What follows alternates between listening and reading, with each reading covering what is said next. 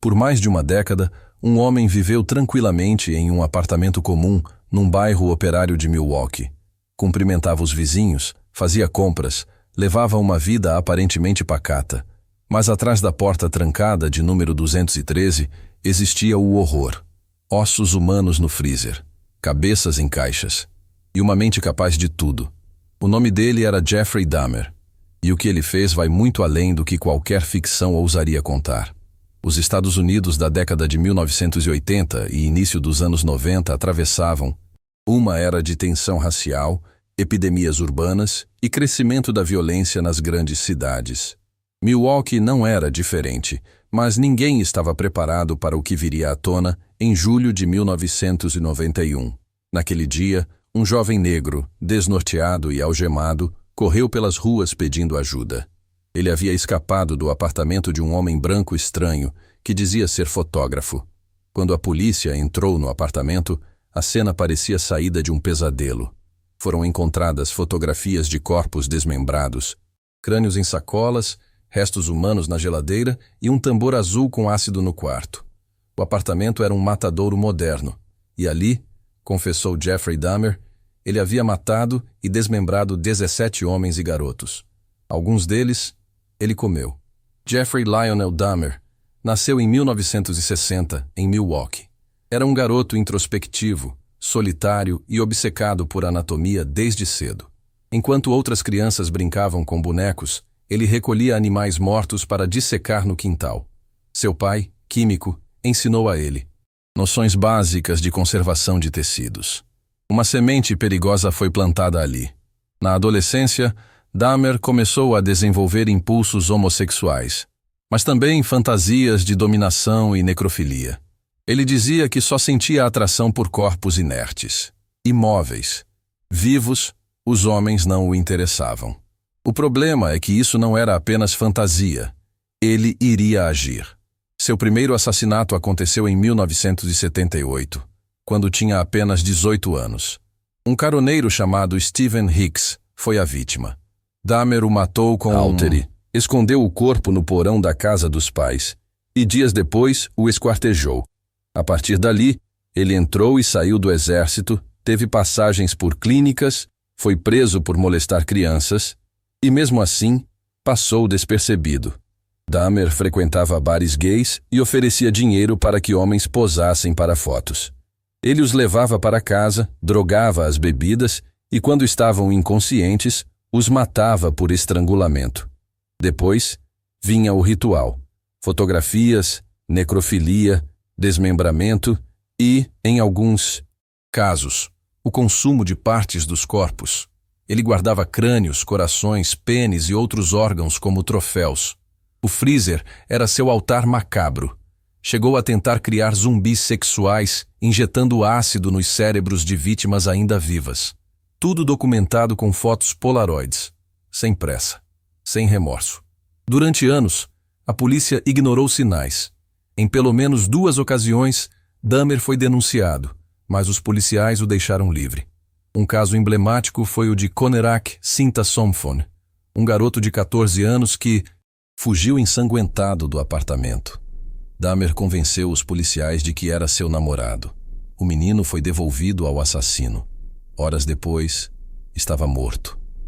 Além da brutalidade, havia a frieza. Dahmer confessava os crimes com naturalidade. Não chorava, não tremia, apenas dizia que não conseguia parar. Segundo ele, era uma compulsão, um vício, algo que o consumia mais do que ele consumia suas vítimas. Sua casa se tornou um cemitério de horrores. Havia partes humanas em sacos, armários, caixas. A química que aprendera com o pai era usada para preservar restos. E as fotos? Dezenas de imagens documentando cada fase do crime. Uma galeria do inferno. A prisão aconteceu em 22 de julho de 1991, quando a vítima, Tracy Edwards, conseguiu fugir algemada e convenceu a polícia a invadir o apartamento. Foi o fim da linha para Dahmer, mas o começo do choque nacional. Durante os interrogatórios, ele contou tudo, nome por nome, corpo por corpo. Detalhou técnicas, motivações e até mostrou onde jogava os ácidos. Nada parecia chocar ele. A sociedade, sim. O país ficou paralisado. O julgamento de Jeffrey Dahmer foi acompanhado por milhões. Muitos queriam entender como um homem aparentemente comum escondeu tanto horror por tanto tempo. Em fevereiro de 1992, ele foi condenado a 15 penas de prisão perpétua. Durante o processo, Dahmer surpreendeu ao pedir que fosse executado. Disse que merecia morrer. Mas Wisconsin não tem pena de morte. Então ele foi enviado para a Columbia Correctional Institution, onde passou seus últimos meses lendo a Bíblia e dizendo estar arrependido. Muitos não acreditaram. Para a maioria, Dahmer era irrecuperável. Um monstro. As famílias das vítimas choraram, gritaram. Algumas desejaram que ele sofresse. A ferida era aberta demais para cicatrizar com justiça formal. Mesmo preso, ele continuava sendo estudado. Psicólogos tentavam entender sua mente. Como alguém assim se forma? É doença? Maldade? Genética? Trauma? A resposta nunca foi clara. Dahmer virou Escuridão o rosto moderna.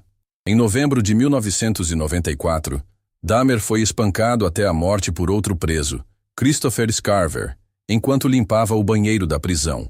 A notícia chocou o mundo. Para uns, justiça divina.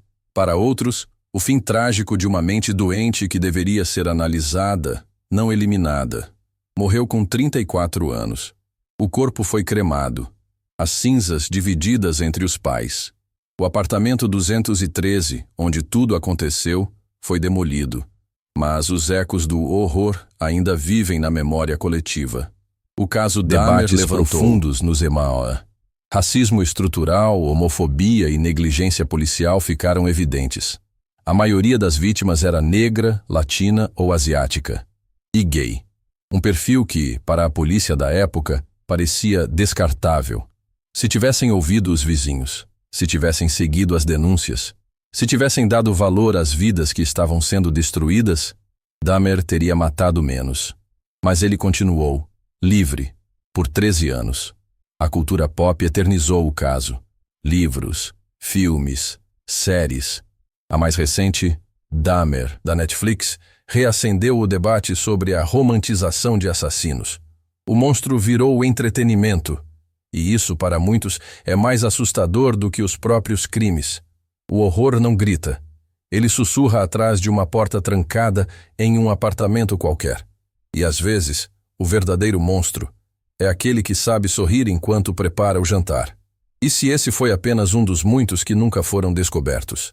Se essa história te fez pensar, deixa o like, se inscreve no canal e comente. Agora quantos Dahmers vivem entre nós, sem que ninguém perceba?